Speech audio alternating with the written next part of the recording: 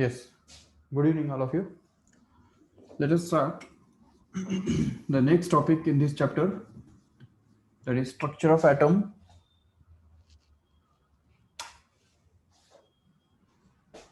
Okay, in which we have already discussed about the radioactive law of decay, right? I hope all of you understood it. If you have some any doubt, you can just unmute yourself and ask the doubt. Whatever we have discussed last time. Okay चलो तो अभी यहाँ पे इस lecture के अंदर हमको ये देखना है कि the radioactive law according to the radioactive law of decay we already proved that the dn by dt मतलब the rate of disintegration is directly proportional to the number of undisintegrated nuclei present at any instant. Okay, I will repeat again. What is the law of radioactive decay? The rate of disintegration or rate of decay at any instant is directly proportional to the number of undecayed nuclei present at that instant. किसी भी एक particular instant पे जो rate of disintegration होता है वो उस समय जितने number of undisintegrated nuclei present है उनके ऊपर डिपेंड करता है, उनके साथ डायरेक्ट प्रोपोर्शन में होता है. ये बात जो है वो रेडियोएक्टिव लॉ ऑफ डीके कहलाती है और इसको हमने कल सॉल्व किया था, एज अ डिफरेंशियल इक्वेशन बना के ट्रीट किया था. और जब हमने इसको इस तरह से लिखा था d n by d t is equal to minus lambda n, ठीक है ना, माइनस लैम्बडा एन. माइनस क्यों आता है यहाँ पे? क्योंकि as time goes on increasing the number of undisintegrated nuclei goes on decreasing and that's why this derivative becomes negative. And here we have just transferred this n in the denominator, so हमको मिलता है dn by n which is going to be equal to minus lambda into dt. When integrated both sides we have got this log of n is equal to minus lambda t plus c as a constant of integration. Also इससे भी आगे जाके हमने यहाँ पे c का value निकालने के लिए क्या किया था? इनिशियल कंडीशन यूज किया था. So when t is equal to 0 n was equal to n naught, मतलब इनिशियली जो नंबर ऑफ अनडिसइंटीग्रेटेड न्यूक्लियाई है तो वो मैक्सिमम होते हैं, उसको हमने अगर n नॉट लिख दिया तो इसमें से हमको c का value log of n naught ये मिल जाता है. And after putting this value of c here in this equation we have got that log n is equal to minus lambda t plus log n not. और इसको simplify करके हमको मिलता है log of, ये log n नॉट अगर इधर आया तो निगेटिव हो जाएगा और उसकी वजह से हमको मिलेगा log a minus log b मतलब log a upon b. So we get this log of n upon n naught is going to be minus lambda t, which gives n upon n naught is equal to e raised to minus lambda t, and n becomes actually equal to n naught into e raised to minus lambda t. And from this equation we have obtained the expression for lambda, that is decay constant.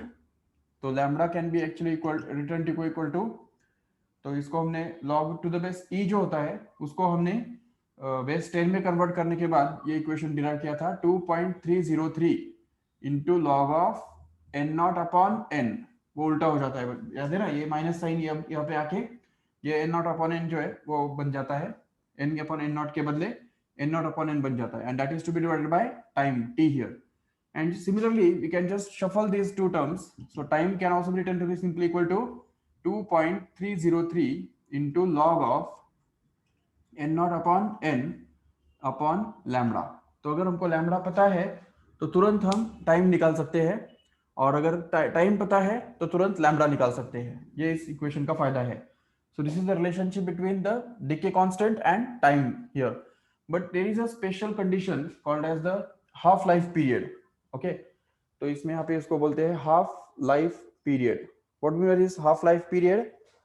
Is the time taken for this radioactive nuclei to disintegrate up to half of their present value और initial value. मतलब n is equal to half of n naught. ये होने के लिए जितना time लगता है, ठीक है, ये जो n है वो n नॉट का आधा बनना चाहिए, उसके लिए जो टाइम लगता है उसको हम बोलते हैं half life period. So if we just denote this half life period by t half, so that time will actually be equal to t half and we have to find out this time so that this radioactive nuclei or the number of nuclei undisintegrated nuclei becomes half of its initial value, original value. तो इसलिए यहाँ पे t equal to t half डालना है, तो इस t के बदले आ गया t हाफ, करेक्ट है। और उस तरफ फिर यहाँ पे 2.303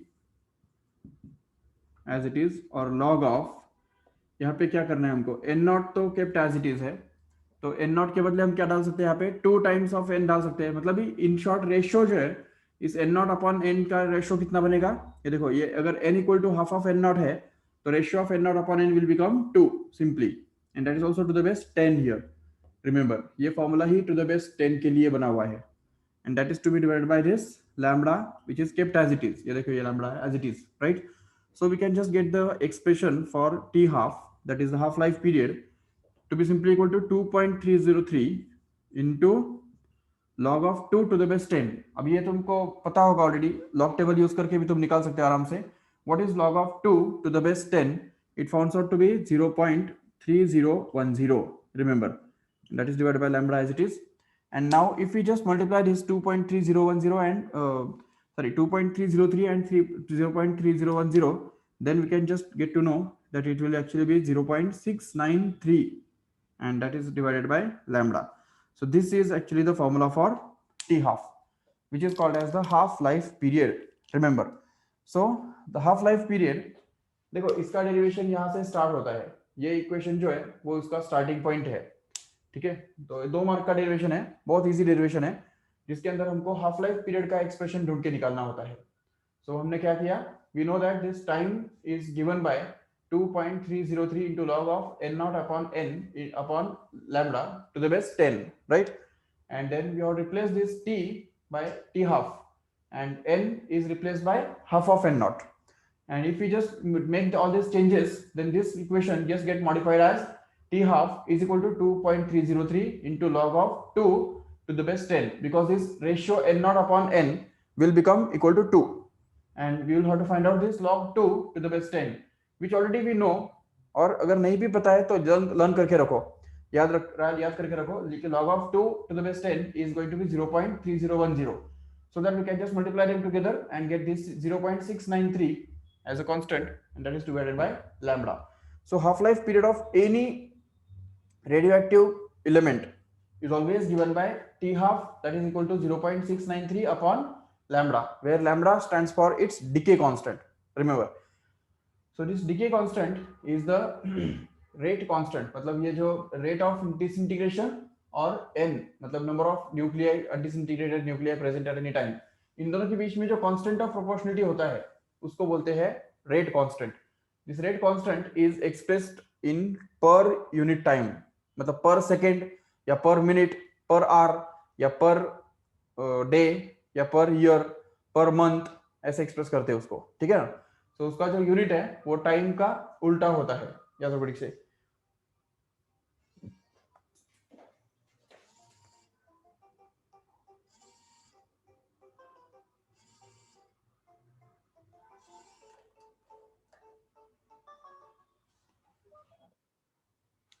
हेलो, हाँ,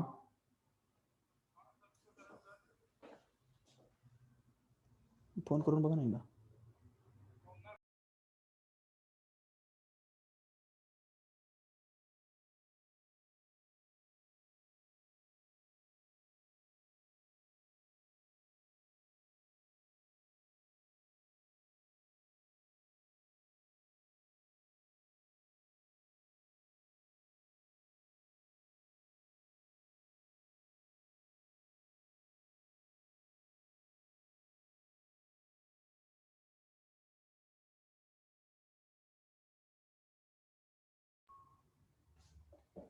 Yes, okay, so this is the formula for the half life period of any radioactive element। Okay, now let us move to the next concept,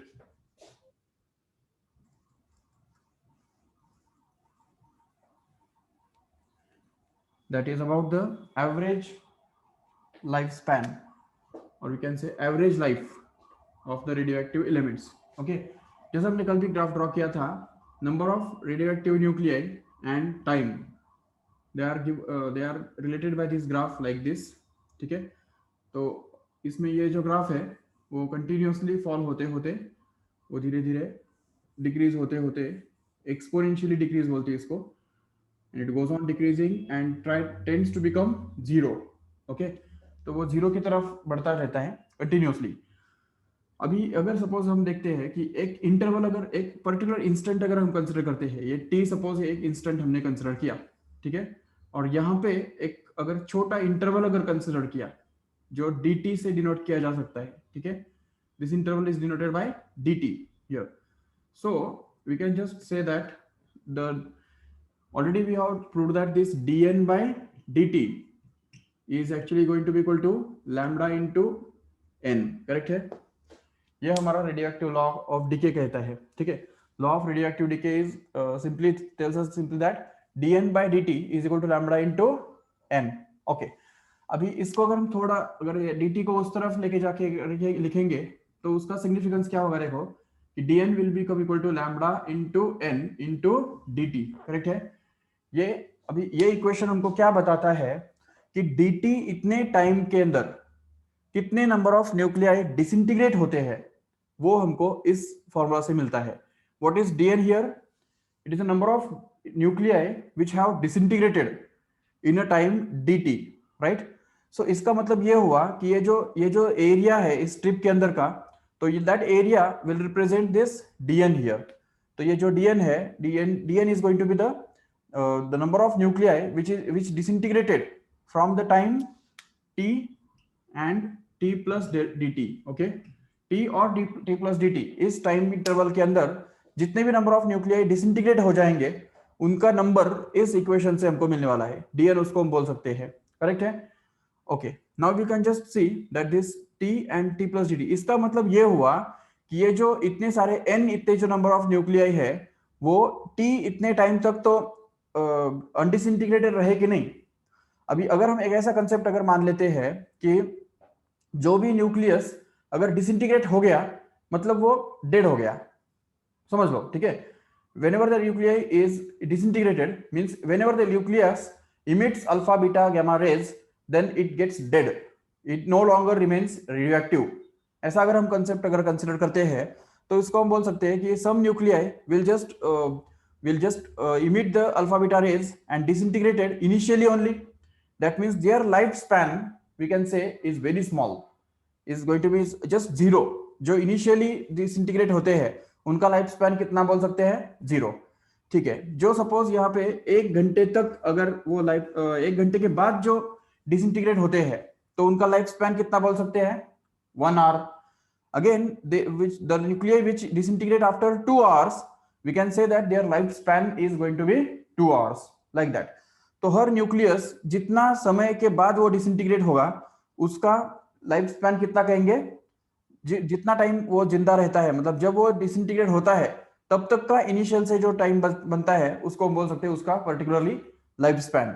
so we can say now here that this all this n nuclei, ठीक है, ये जो n nuclei है यहाँ पे इनका जो life span है वो कितना हो गया, t तो हो गया कि नहीं, क्योंकि यहाँ पे ये जो dn इतने नंबर ऑफ न्यूक्लियाई जिस इस इंटरवल के अंदर डिसइंटीग्रेट हो रहे हैं, जिसका मतलब ये है कि वो t समय तक तो शाबुत रहे ना, t समय तक तो वो लाइफ उनका चलता रहा, तो t समय के बाद वो डिसइंटीग्रेट हो गए, मतलब t तो उसका हम लाइफ स्पैन पकड़ सकते हैं कि नहीं।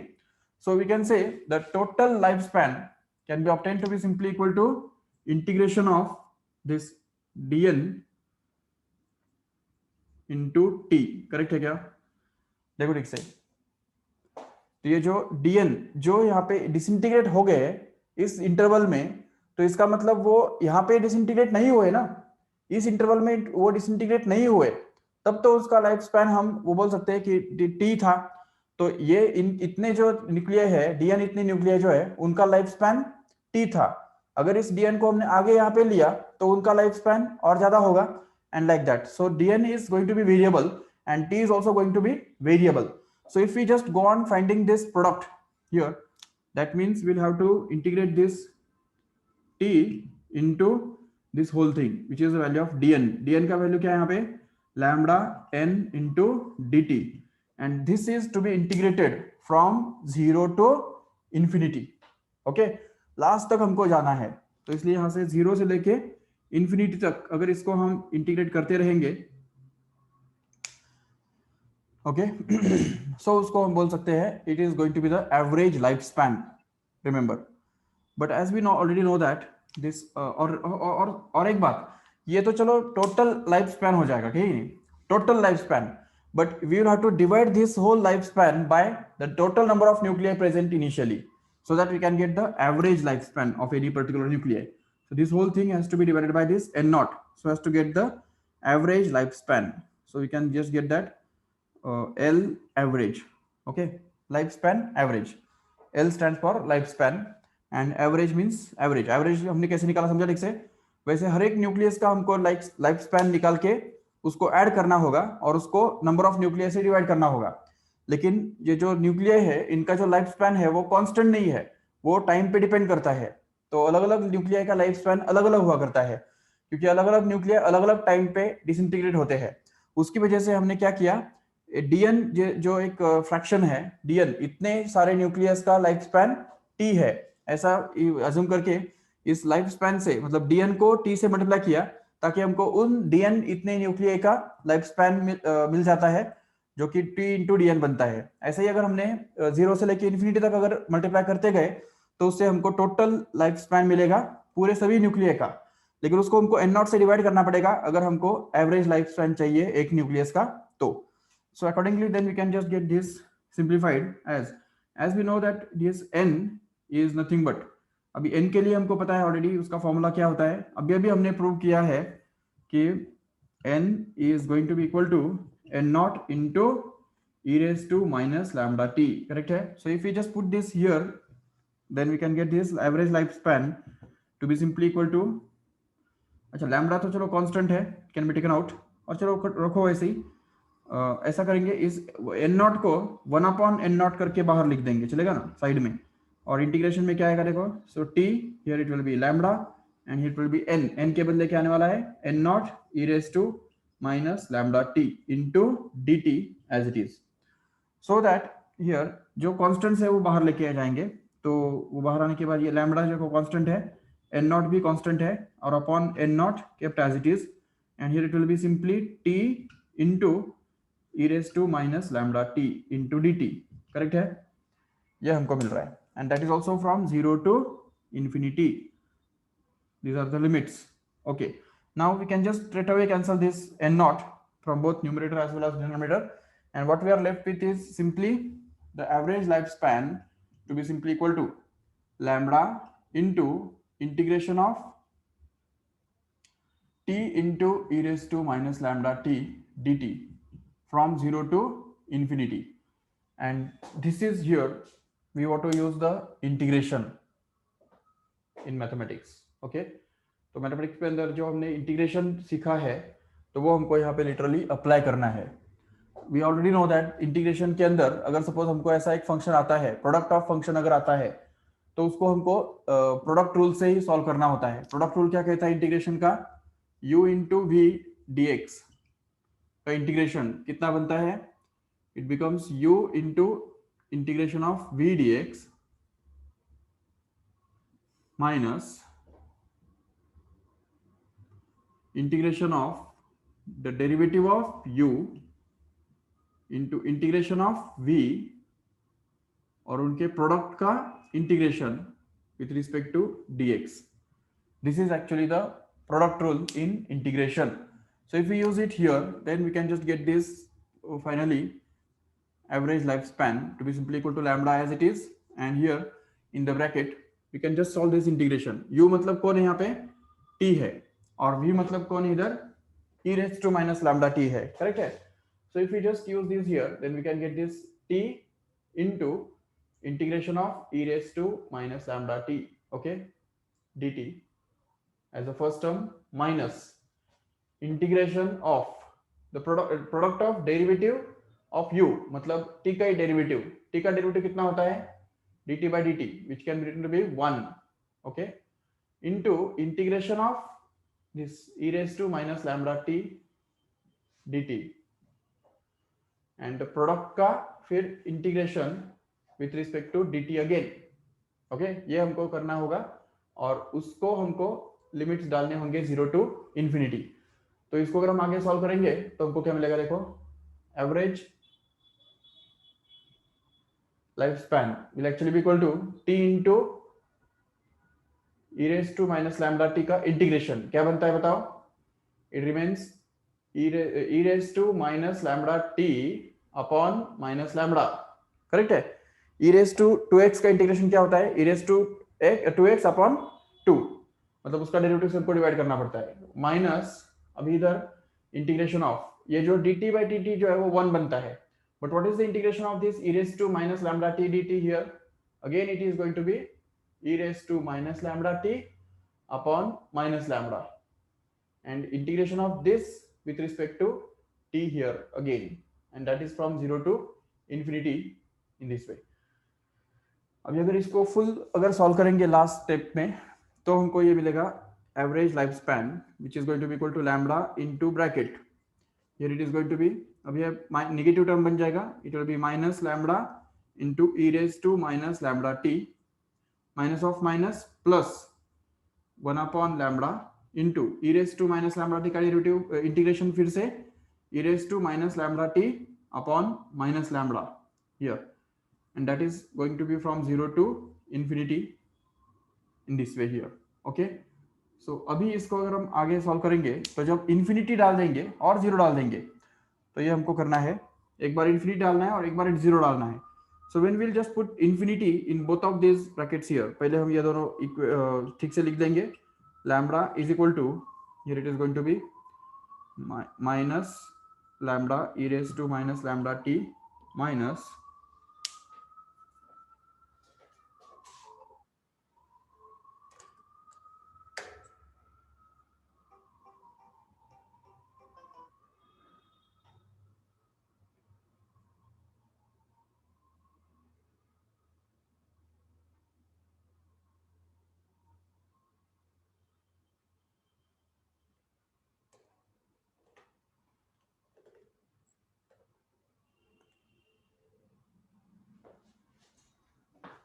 okay, so here it is going to be minus lambda into e raised to minus lambda t, and minus sign will come here, and here will be e raised to minus lambda t divided by lambda square from 0 to infinity. Okay, now whenever we'll put this infinity here in place of e raised to t here, तो यहाँ पे e raised to minus infinity क्या बनता है, देखो e raised to minus infinity का मतलब क्या हुआ, 1 upon e raised to infinity, but e raised to infinity मतलब infinity, तो it will be 1 upon infinity and it will become 0. So when we'll put this infinity at this plus factor here, we'll get 0, correct है, minus infinity अगर यहाँ पे भी डालेंगे तो भी क्या होने वाला है, वही रहने वाला है, so it will actually become 0, no doubt, तो ये बन गया 0. ओके, बट अभी 0 डालने से क्या होगा, देखो ठीक से, तो नहीं तो ऐसा कर सकते हैं, सॉरी ये t इंटू भी है ना, sorry sorry sorry sorry sorry यहाँ पे गड़बड़ हो गया, ये t और नीचे लैम्डा है, यस ओके, तो देखो यहाँ पे जब हम इन्फिनिटी डाल देंगे यहाँ पे तो वो 0 हो जाएगा, क्योंकि ये e raised to minus infinity becomes 0, and here when we will put this infinity here at this point, that will also become 0, तो 0 minus 0 तो आएगा ही, नो डाउट. अभी माइनस दूसरे ब्रैकेट में देखो क्या आएगा, 0 अगर डाल देंगे तो ये t 0 हो जाएगा, उसकी वजह से ये क्या भी हो वो तो 0 ही बनने वाला है, but here it will be minus, यहाँ पे 0 डाल देंगे ना तो 1 अपॉन लैम्डा स्क्वायर बचेगा, ओके, 1 अपॉन लैम्डा स्क्वायर, और लैम्डा जो बाहर है वो तो वैसे ही रहेगा. तो इसको पूरे को सॉल्व करके हमको क्या मिलेगा, देखो पहला तो ये 0 माइनस 0 तो 0 ही बनेगा, minus of minus 1 upon lambda square becomes plus 1 upon lambda square, so it becomes lambda into 1 upon lambda square, which can be, so that lambda can be cancelled and we'll be left with 1 upon lambda. So this average lifespan here comes out to be 1 upon lambda. Okay, अभी इसमें एक बात याद रखो कि जिनका maths नहीं है तो उनको ये सब करना एक्सपेक्टेड नहीं है. You can after this step You can just directly write down this step and learn this as it is. Okay, even जिनको मैथ्स है उनको भी एक्सपेक्टेड नहीं है एक्चुअली, ये मैंने सिर्फ इसलिए बताया कि तुमको ये पता रहे कि ये कैसे आता है, but it is not actually expected from your side. You have to remember this result as it is, 1 upon lambda, that is the average lifespan, that's all. Okay, so derivation जो है वो इसके बाद, इस स्टेप के बाद direct ये अगर लिख दिया तभी भी खत्म हो जाएगा. It's of 2 marks. ठीक है, 2 मार्क का डेरिवेशन है वो. It's very simple derivation. Only the thing is that you should know how this integral can be solved by using product rule of integration. Okay, तो इंटीग्रेशन का जो product rule है तो उसको यूज करके हमको इसको सॉल्व करना होता है, and then it comes out to be 1 upon lambda, which happens to be the average lifespan. Okay, so this is all about the derivation for average lifespan of any radioactive nucleus or element. Okay, any doubt?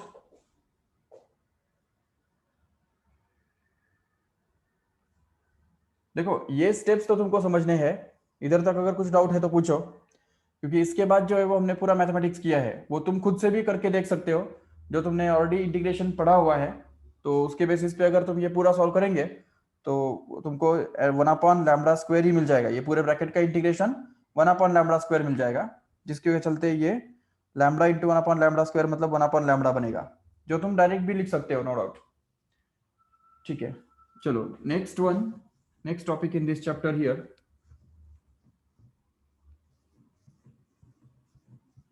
Actually बीच में एक topic हमको करना था जो बीच में छूट गया. It is nothing but the radius of nucleus. Will just cover it now.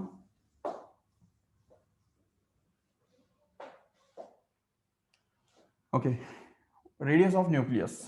See here, एक सपोज ये न्यूक्लियस है, इसका रेडियस अगर हमको निकालना है तो उसके लिए हम क्या करते हैं, उसको हाइड्रोजन के न्यूक्लियस के साथ कंपेयर करते हैं. देखो हाइड्रोजन का न्यूक्लियस मतलब क्या, प्रोटॉन, जिसका रेडियस अगर हमने मान लिया R0. ओके, R0, तो इसका रेडियस R0 है. तो इस पूरे न्यूक्लियस, ये बड़े न्यूक्लियस का, लिथियम हो या बेरिलियम हो या ऑक्सीजन, नाइट्रोजन, कोई भी दूसरा न्यूक्लियस है, उसका रेडियस अगर हमने मान लिया R, तो इन दोनों के रेडियस में क्या रिलेशनशिप रहेगा वो हम निकाल सकते हैं यूजिंग वॉल्यूम कंजर्वेशन. ठीक है, और ये भी हम जानते हैं कि R0 is going to be 1.2 into 10 raised to minus 15 metre.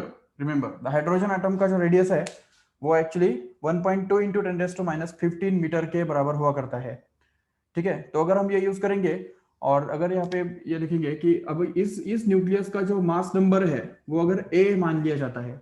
ठीक है, इस न्यूक्लियस को अगर हमने X और Z और A ऐसा लिख दिया, तो इसका मतलब क्या होता है, इस न्यूक्लियस के या इस एलिमेंट के अंदर Z इतने नंबर ऑफ प्रोटॉन्स है और A इतने नंबर ऑफ न्यूक्लियॉन्स है. न्यूक्लियॉन्स मतलब न्यूट्रॉन्स प्लस प्रोटॉन्स. तो इसलिए फिर यहाँ पे इसका जो मास है, इस न्यूक्लियस का mass, so we can say that this M will actually be A times of M0. इतना तो समझ सकते हो आराम से. A मतलब क्या, नंबर ऑफ न्यूक्लियॉन्स. ठीक है, जैसे लिथियम का जो न्यूक्लियस है उसका मास हाइड्रोजन के न्यूक्लियस के कंपैरिजन में कितने टाइम ज्यादा होगा, 7 टाइम ज्यादा होगा, क्योंकि उसका एटॉमिक नंबर ही, एटॉमिक मास नंबर 7 है. सिमिलरली हेलियम का एटॉमिक मास नंबर है 4, तो हेलियम का न्यूक्लियस हाइड्रोजन के न्यूक्लियस से 4 गुना हेवी होगा जरूर. In the same way oxygen की अगर बात करते हैं तो ऑक्सीजन का एटॉमिक मास नंबर कितना है, 16. राइट, ऑक्सीजन न्यूक्लियस की बात कर रहे हैं, एक न्यूक्लियस की, तो इसलिए एक न्यूक्लियस का जो एटॉमिक मास नंबर है 16 है. तो इसलिए यहाँ पे mass of oxygen nucleus will be 16 times the mass of hydrogen nucleus. But after all both of this nucleus are spherical. Right, spherical होने के कारण और मास को हम इस तरह से डेंसिटी इंटू वॉल्यूम ऐसा लिख सकते हैं आराम से. तो देखो डेंसिटी इंटू वॉल्यूम, वॉल्यूम कितना होता है किसी भी न्यूक्लियस का और स्फीयर का, 4/3 into pi r cube. Correct है, यह हो गया volume of a sphere.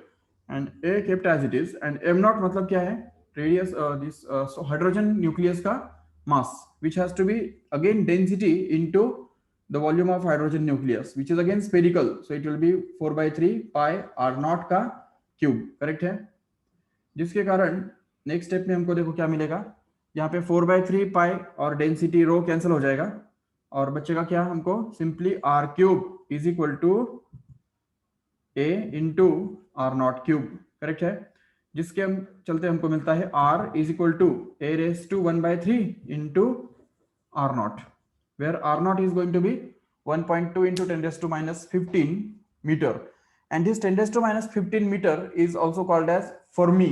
Remember, Fermi बोलते हैं उसको, ठीक है. So we can just write that the radius of hydrogen atom is going to be 1.2 Fermi, okay, which can be written as FM in short, Fermi meter, okay, Fermi meter. So इस तरह से उसको Fermi बोलते हैं direct. तो इस तरह से अगर सपोज ये रेडियस ऑफ हाइड्रोजन एटम अगर हमको मिल गया, रेडियस ऑफ हाइड्रोजन न्यूक्लियस, तो उससे हमको किसी भी दूसरे न्यूक्लियस का रेडियस निकालने आएगा. देखो जैसे सपोज फॉर एग्जांपल अगर तुमको चाहिए एक ऐसा न्यूक्लियस जिसका एटॉमिक मास नंबर मान लो 27 है, 27, तो उसका रेडियस कितना होगा बताओ. तो that radius will be r is equal to 27 raise to 1/3 into radius of hydrogen nucleus, which is actually going to be, अभी 27 का 1/3 पावर कितना होता है, मतलब 27 का क्यूब रूट जो बनता है 3, तो 3 times of r naught. So in this way we can just get this radius of that aluminum nucleus approximately will be 3 times of 1.2 into 10 raised to minus 15, or we can just write it as Fermi simply. So we can just write it as 3.6 Fermi like this. So in this way we can find out the radius of any nucleus if you know its atomic mass number.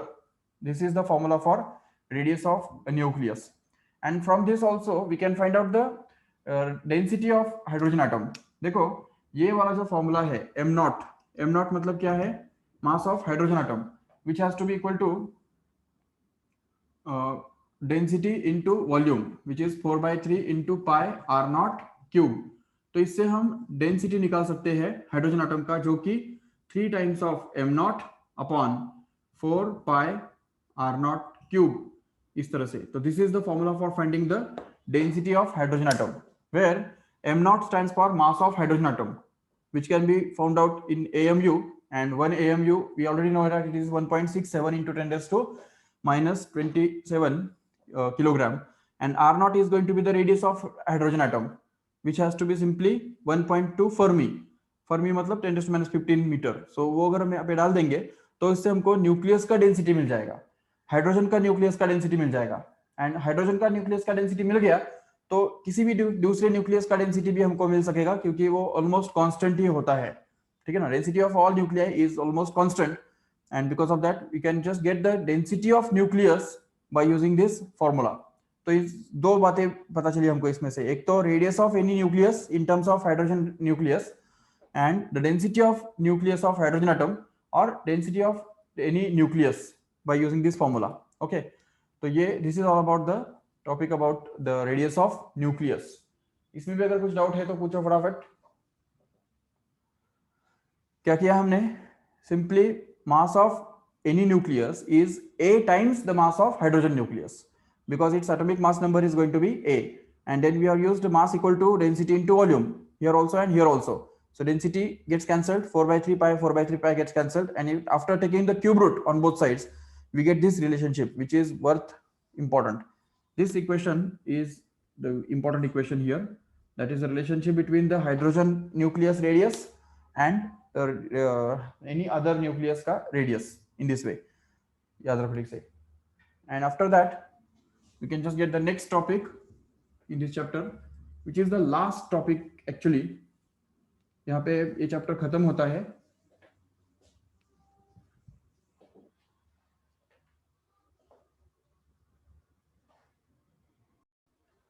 Okay, so come back to this topic, and we have that nuclear fusion and nuclear fission, इन दोनों के बीच में हमको detail में देखना है. अभी देखो ठीक से, फ्यूजन एंड फिजन, इन दोनों के बीच में I hope so you have noted the difference between these two. What is the basic difference between these two, fission and fusion?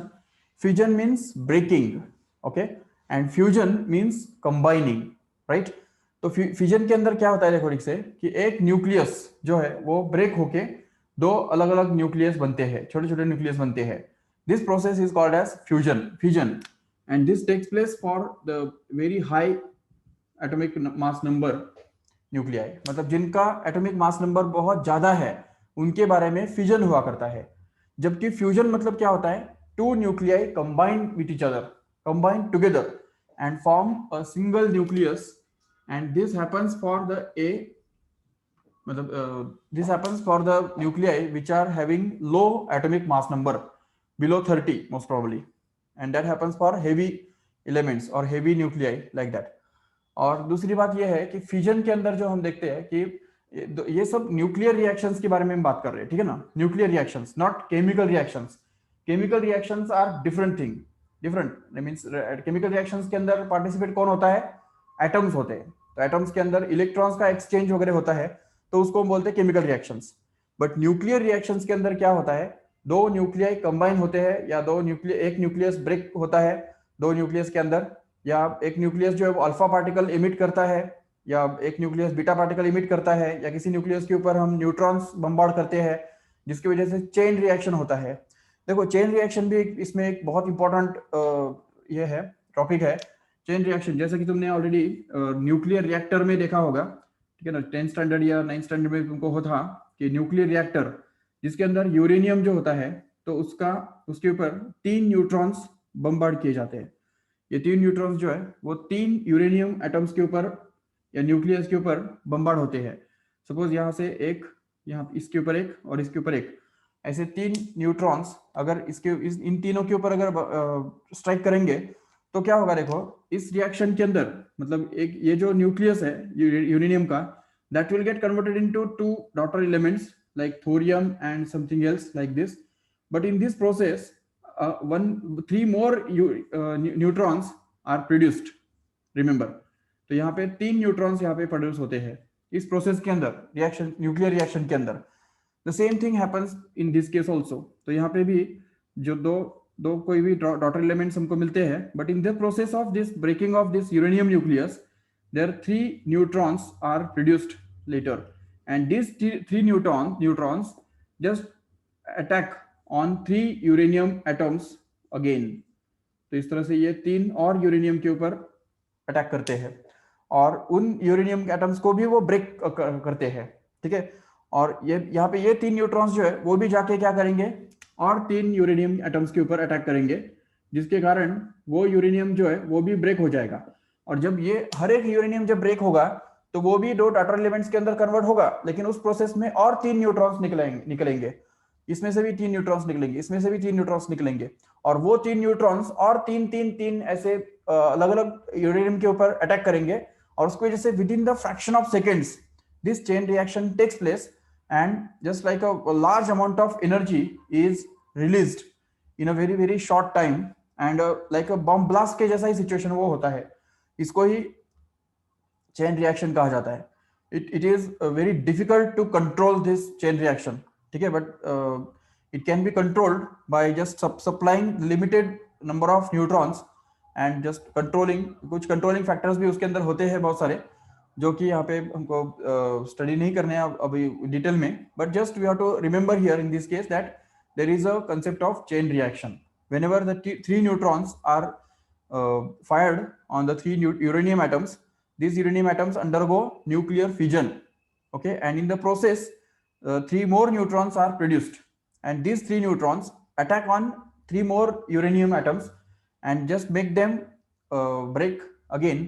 And in that process, in every breaking of uranium 3 neutrons are produced, which are required for breaking of a uranium atom or uranium nucleus in this way. And this chain reaction goes on taking place or repeated in this way. तो हर process के अंदर 3 neutrons जो निकलते हैं वो आगे दूसरे uranium के एटम्स के ऊपर कोलाइड करते हैं और उनका न्यूक्लियर फ्यूजन कराते हैं, जिसकी वजह से और 3 न्यूट्रॉन्स निकलते हैं, और हर प्रोसेस में हर ब्रेकिंग के अंदर 3 न्यूट्रॉन्स निकलते रहते हैं, और ये जो रिएक्शन है वो बहुत फास्ट और कम समय के अंदर बहुत ज्यादा एनर्जी पैदा करता है.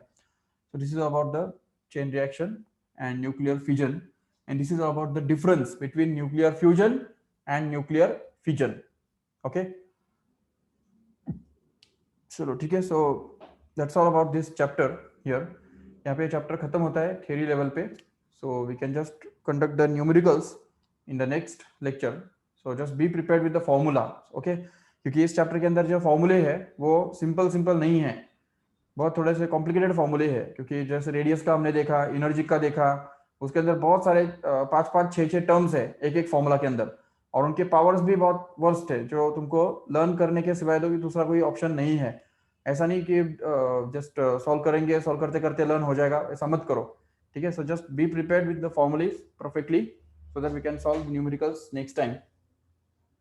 Okay.